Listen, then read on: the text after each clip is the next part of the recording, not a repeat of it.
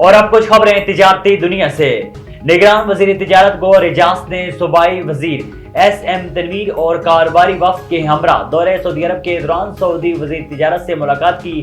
حکام وزارت تجارت کے مطابق پاکستان اور سعودی عرب کے درمیان دو طرفہ تجارت کو بڑھانے پر اتفاق کیا گیا۔ تعمیرات، ڈیجیٹل اکانومی، انفراسٹرکچر کے شعبوں میں سرمایہ کاری بڑھانے پر اتفاق کیا۔ وفد میں عارف حبیب، محمد علی ٹوبہ اور FPCCI کے صدر عاطف اکرام شامل ہیں۔ گوہر اعجاز نے کہا ہے کہ سعودی عرب کے ساتھ تجارت کو بڑھانے کے لیے بھرپور کوشش کی جا رہی ہے۔ دونوں ممالک کے درمیان دو طرفہ سرمایہ کاری کو بڑھانے کے وسیع مواقع موجود ہیں۔ نگران حکومت کی جانب سے مختلف قومی بچت اسکیموں کے شرح منافع میں کمی کر دی گئی۔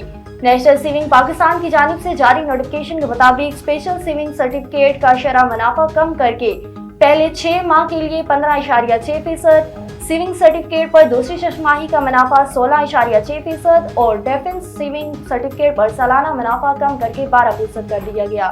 PIA فلائٹ کچن کو ٹھیکے پر دینے کے خلاف کراچی میں PIA ہیڈ آفس میں CBA پیپلز یونٹی نے احتجاج کیا۔ کراچی ہیڈ آفس میں احتجاج کے باعث رینجرز اور پولیس کی بھاری نفری اطراف میں تعینات کر دی گئی۔ احتجاجی مظاہرے کی قیادت یونین کے صدر ہدایت اللہ خان نے کی۔ مظاہرین نے PIA کی نجکاری کے خلاف شدید نعرے بازی کی۔ CBA پیپلز یونٹی کے صدر ہدایت اللہ خان نے خطاب کرتے کہا ہے کہ PIA ہمارا گھر ہے، یہ گھر ہے تو ہم ہیں۔ PIA پاکستانی قوم کا ادارہ ہے، کسی کی جاگیر نہیں۔ ہمارے احتجاج کے دوران فلائٹ کچن کے دروازے زبردستی بند کر دیے گئے۔